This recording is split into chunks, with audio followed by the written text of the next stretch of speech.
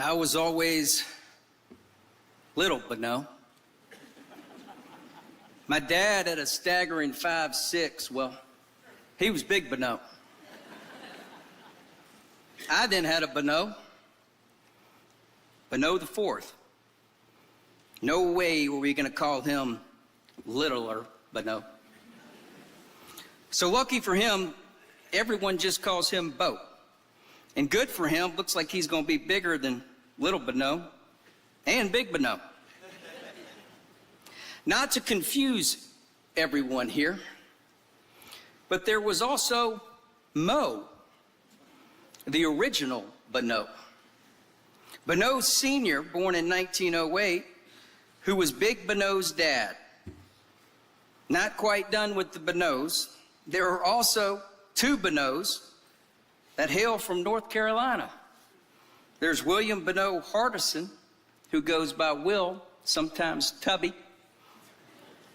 and his son, Bo, also William Bonneau Hardison, Jr. All right, why Bonneau? Probably on your minds. Interesting name. What does it mean? Well, Mo, the OG Bonneau, was born in Charleston. And north of Charleston is a little town called Bonneau, South Carolina, for all y'all wondering. That's where all the Bonneaus, big or little, come from. Big Bonneau was born in 1942 at Piedmont Hospital. He grew up down the road on Andrews Drive with his brother Shepard and sister Ellen. Around the corner was the Glens, the Candlers, and the Rogers. Dad went to E. Rivers Elementary School, then Northside, and finished up at Westminster, something I couldn't do, where he excelled at football, baseball, and basketball. As a 145-pound all-state fullback, Big Bonneau would just knock your head off.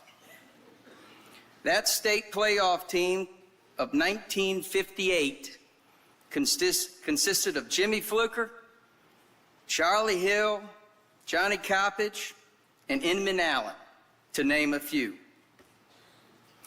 I got introduced to Bill Curry, who Big Bonneau played against in high school. Curry played 10 seasons in the NFL and coached for Georgia Tech and Alabama. He told me that the hardest he's ever been hit in his whole entire career was by my dad, Big Bonneau. Coming up the middle and knocked him clean out, ran over him on the way to a touchdown. Big Bonneau was one tough dude. After high school, he enlisted in the Marines and completed basic training at Parris Island. Then he went to University of Georgia. He joined the SAE fraternity where he met lifelong friends like many of you throughout the state. He was in the Gridiron Society where he was active in numerous initiatives across the state. He played tennis for the Dogs under the legendary Dan McGill.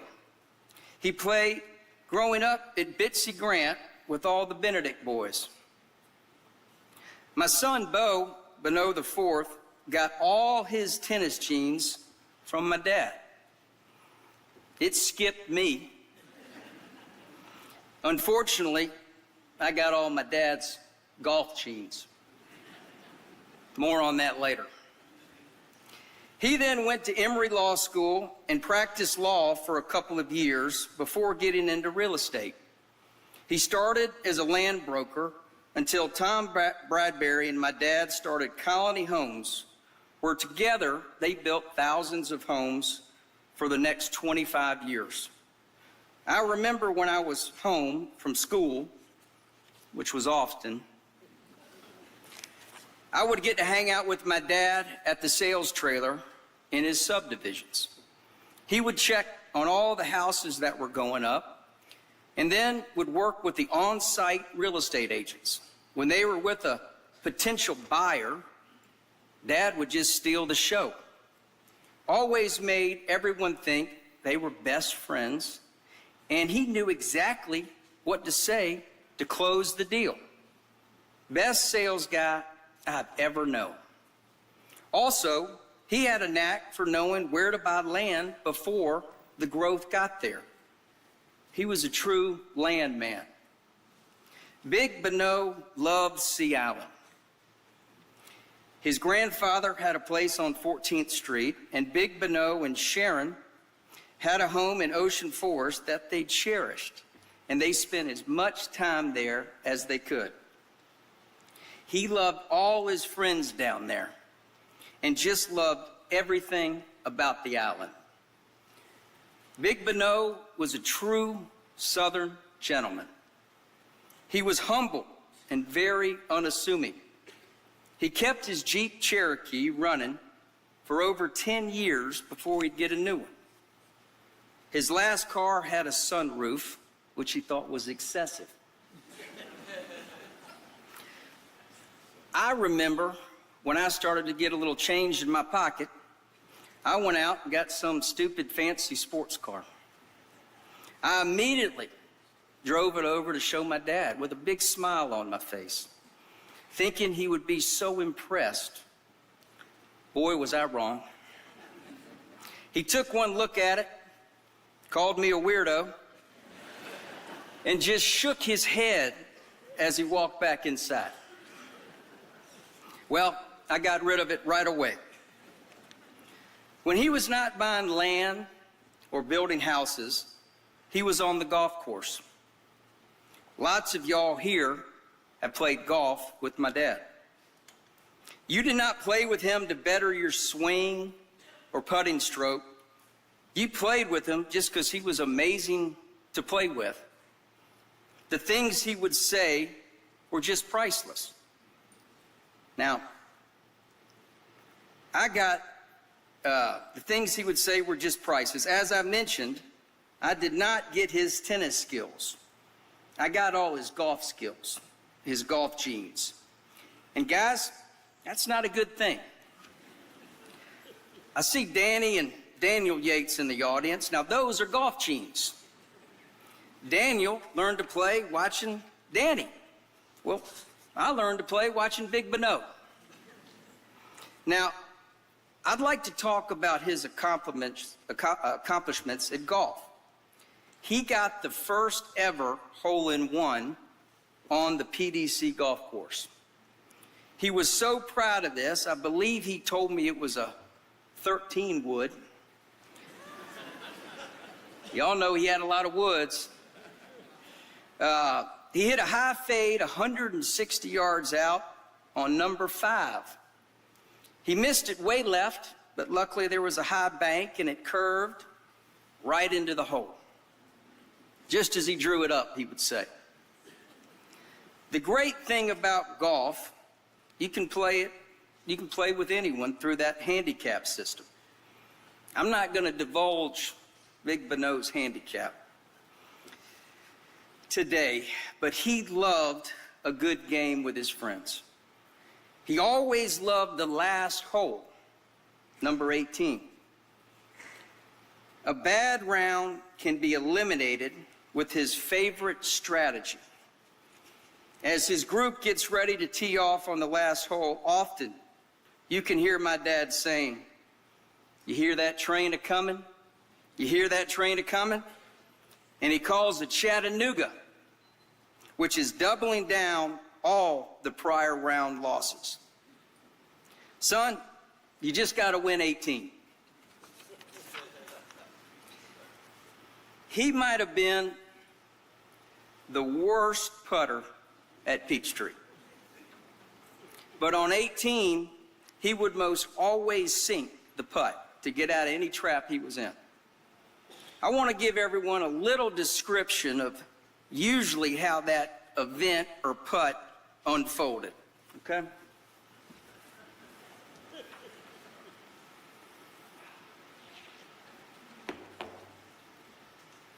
He would take his time He would take his time and walk around the hole, just examining it from every angle, just taking forever.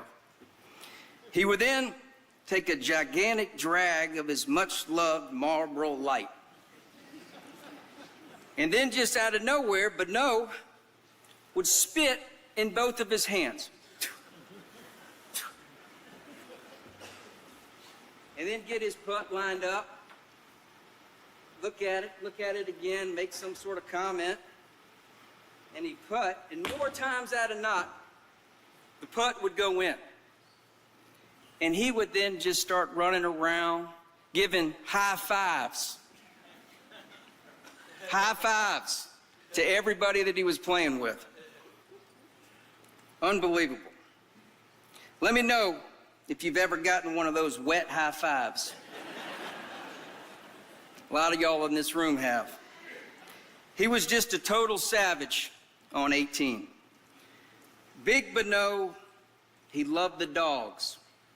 He loved Athens and was there often watching UGA tennis, baseball, basketball, and of course, he did not miss a home football game.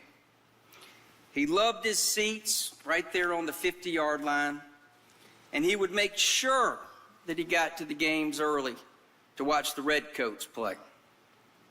He always had his headphones in, listening to Munson throughout the game. He was so proud of Kirby and all the dogs and everything that everybody's done over the last 10 years. As his memory faded a little bit through the last years, he would still talk about great UGA moments on the gridiron with complete clarity. It's pretty cool. We are all celebrating today a life well lived. I'm sure he has given those wet high fives in heaven to all his buddies that got there before him. Big Bonneau was an amazing husband to my mom, Sharon. They have been married for 54 years. She has been right by his side the last couple years when he needed a little assistance. She is amazing. And they truly loved each other. Mom, I wanted to let you know, Big Bonneau, Dad, could not have been so successful without you by his side. He loved you so much, loved your cooking. You kept him in motion so he could go out, create jobs and opportunities for others. He could not do that without a loving partner at home. God put you all together, even though you went to Florida.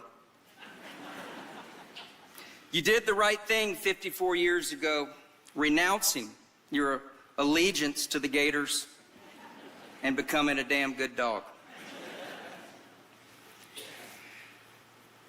Guys, we don't like when folks pass away. But my dad loved God, Jesus.